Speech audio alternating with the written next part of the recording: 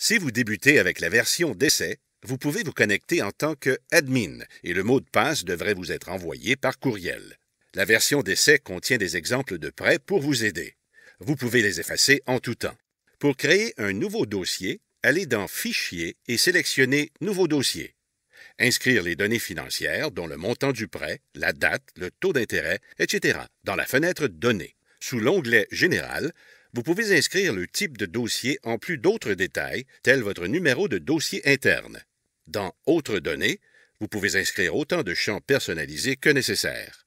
Vous pouvez créer un nouvel emprunteur avec le bouton Nouveau ou en choisir parmi votre liste d'emprunteurs. Vous pouvez inclure un ou des co-emprunteurs ou garants. Vous pouvez sélectionner un ou plusieurs créanciers pour le prêt. Les frais de financement pour le calcul de taux effectif global, donc le coût d'emprunt, peuvent être saisis dans la fenêtre TEG-TAC. Pour les alertes, afin de ne rien oublier, nous vous invitons à regarder la vidéo sur le sujet. Dans la section Avancée, vous spécifiez si le prêt doit être calculé en intérêt simple ou composé. Vous pouvez inscrire le comptage de jours et d'autres éléments pour un calcul des plus précis. Retournons à Données pour inscrire les renseignements financiers du prêt. La date du premier paiement est ordinairement une période, souvent un mois, après la date d'origine, mais dans Margil, vous pouvez mettre n'importe quelle date. Vous pouvez choisir parmi plusieurs périodes de capitalisation et d'autant de fréquences de paiement, incluant à chaque 16 jours pour des paiements hebdomadaires, aux 14 jours, etc. Vous pouvez aussi spécifier que les paiements seront irréguliers et seront connus plus tard. Les méthodes de paiement peuvent être normales, lorsque le capital et les intérêts sont payés en même temps. Vous pouvez choisir de donner un moratoire ou congé d'intérêt ou des paiements en capital fixe. Inscrivez le montant du capital, le taux d'intérêt et vous pouvez même ajouter des frais ou des taxes. L'amortissement et le terme sont souvent les mêmes lorsque l'on parle d'un prêt à court terme.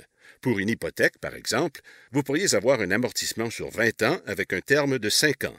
Souvent, le paiement est inconnu. Vous pouvez spécifier un solde ou valeur résiduelle, surtout dans le cas des locations-bail. Vous pouvez toujours laisser une des 4 variables comme inconnue et elle sera calculée automatiquement. Par exemple, vous pouvez mettre un paiement de 500 et laisser les cases amortissement et terme en blanc. Le nombre de paiements sera calculé. Ceci est très pratique afin de rencontrer les besoins financiers de l'emprunteur. Une fois les données financières inscrites, cliquez sur Calculer. L'échéancier, que nous appelons le calendrier de paiement, sera créé. Vous pouvez personnaliser ce calendrier manuellement, ligne par ligne ou avec le bouton droit de la souris. Vous pouvez ajouter ou insérer des lignes, effacer des lignes, recalculer les paiements, changer le taux d'intérêt, ajouter des frais, inclure des paiements en intérêt seulement sur une courte période. Les possibilités sont infinies afin d'offrir à l'emprunteur un échéancier répondant à ses besoins précis. Une fois complété, enregistrez et voilà, votre premier prêt est inscrit. Ce qui est très important, c'est de s'assurer que vos calculs existants correspondent aux calculs Margil, qu'ils aient été calculés avec un autre système ou avec une feuille Excel.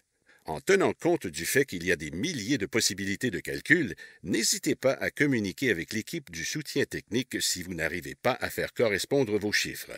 Vous pouvez également regarder la vidéo Correspondance des chiffres pour de plus amples renseignements.